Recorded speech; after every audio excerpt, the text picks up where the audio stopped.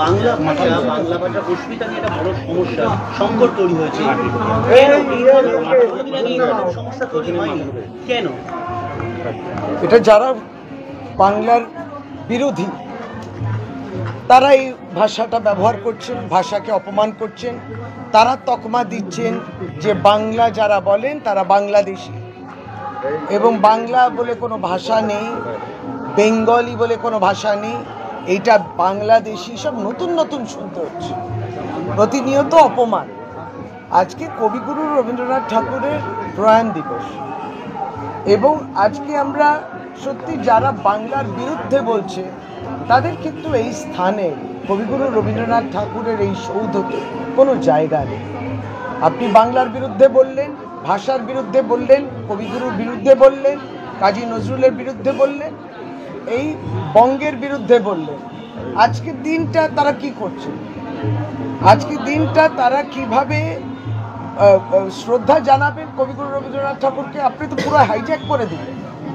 আমরা অত্যন্ত অপমানিত, এবং কবিগুরু রবীন্দ্রনাথ ঠাকুরের যেটা বলেছিলেন যে ভয় শূন্যে তুমি তোমার আওয়াজটা যে তোলো, আজকে বাংলা সেই জায়গায় প্রতিবাদ করছে যে আমরা বাংলায় রয়েছি, আমাদের সম্মান রয়েছে, আমাদের অস্তিত্ব রয়েছে, এবং বাংলার এই অস্তিত্বটাকে যারা একবারই, তাহলে কি বঙ্গভঙ্গ আন্দোলন এখান থেকে বেশি দূরে নয়, কবিগুরু রবীন্দ্রনাথ ঠাকুরের নেতৃত্বে রবীন্দ্র কানন পার্কে হয়েছিল, তাহলে কি সেটা নিষ্ফলা? সেটা ঠিক হলো না? এই যে আন্দোলন কিংবা বাংলাকে রক্ষা করা, ভাষার রক্ষার আন্দোলন, যার জন্যে একটি দেশ তৈরি হলো, ভাষা তো আমাদেরই, ভাষা আমার পরিচয় কেড়ে নেওয়ার চেষ্টা করছে। পরিচয় যারা কেড়ে নেওয়ার চেষ্টা করছেন, আমি দেখতে চাই, এই প্রশ্নটা আমরা রাখলাম যে আজকে কবিগুরু রবীন্দ্রনাথ ঠাকুরকে আজকের দিনে 22শে শ্রাবণে কিংবা 25শে বৈশাখে কিংবা কোনোদিন কি আপনার শ্রদ্ধা জানানোর আপনাদের কি কোনো জায়গা রেখেছেন? রাজ্য সরকার একটি মধ্যে বড় কর্মসূচি নিয়েছে, আমার পাড়া আমার সমাধান।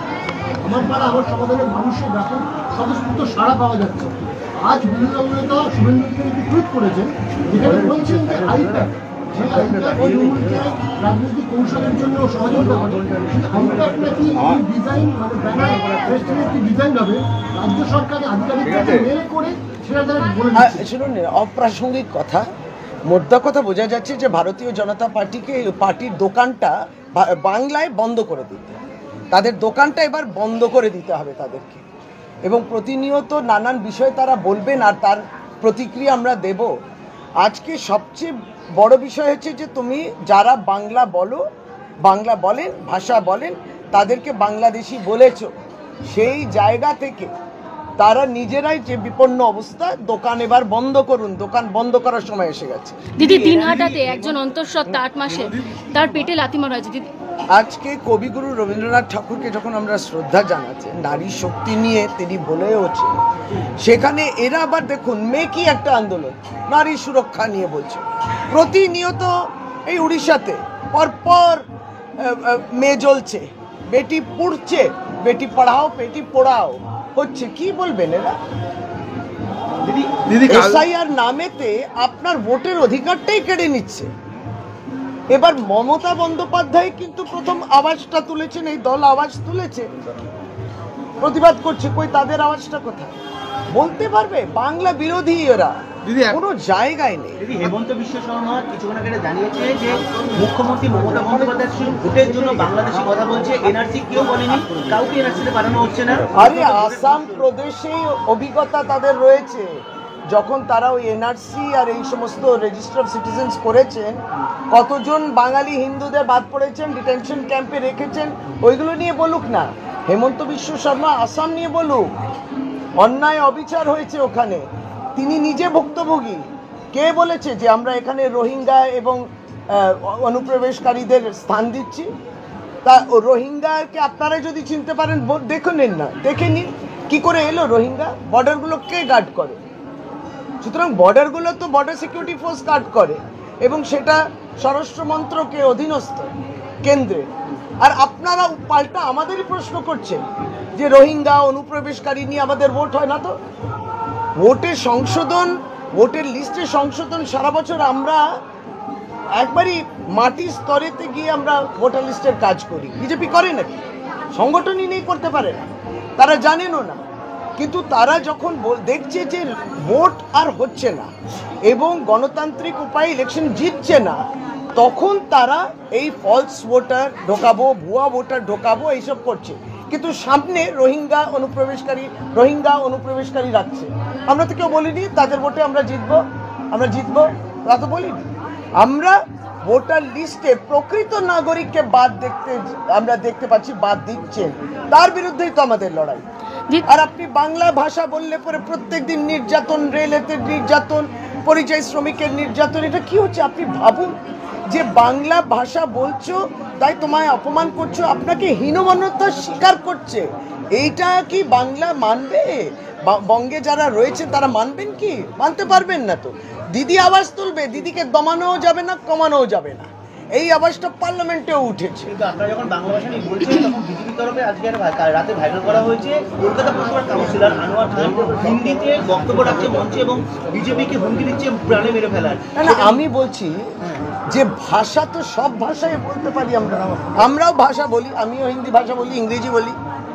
কিন্তু আপনি একটা ভাষাকে অপমান করলেন কেন? যে এই ভাষা তো এই দেশের নয়। আপনারা বলার চেষ্টা করছেন হিন্দি, অমুক ভাষা, সমস্ত এই ভাষা দেশে, আর বাংলা ভাষা বাংলাদেশে। এটা কি কেউ মানতে পারবে? এটা কেউ মানে না।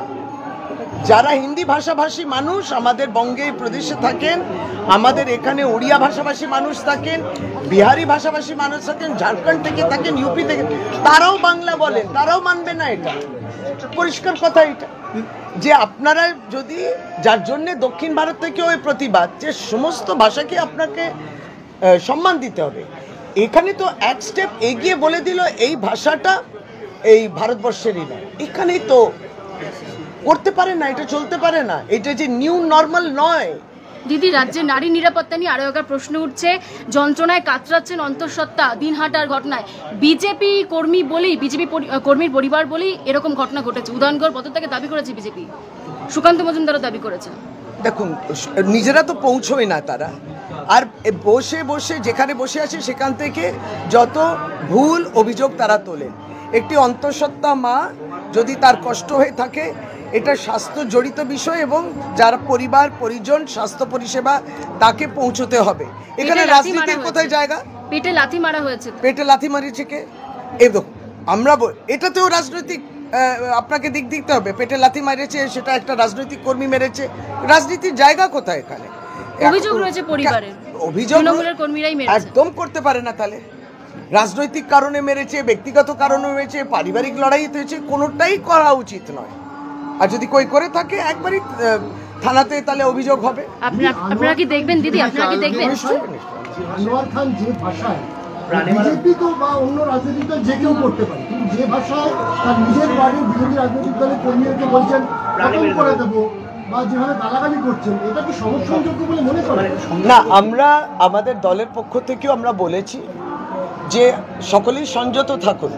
লড়াই তো মমতা বন্দ্যোপাধ্যায় লড়ছেন এবং যেই দিশায়তে লড়াই যাচ্ছে সেখানে পরিষ্কার কথা যে আমার ভাষার উপরে আক্রমণ হচ্ছে, আমার অস্তিত্বের উপরে আক্রমণ হচ্ছে। সুতরাং আমার মনে হয় প্রত্যেকেই তো দিদির উপর আস্থা রেখেছে, বঙ্গের মামাটি মানুষে আস্থা রেখেছে। তিনিও নিশ্চয়ই যদি এই ধরনের উগ্র ভাষা ব্যবহার করে থাকে, এটা সমর্থনযোগ্য নয়। জয়নগরে বিএলএলও অফিস, ঠিক সেইভাবে আপনাদেরকেও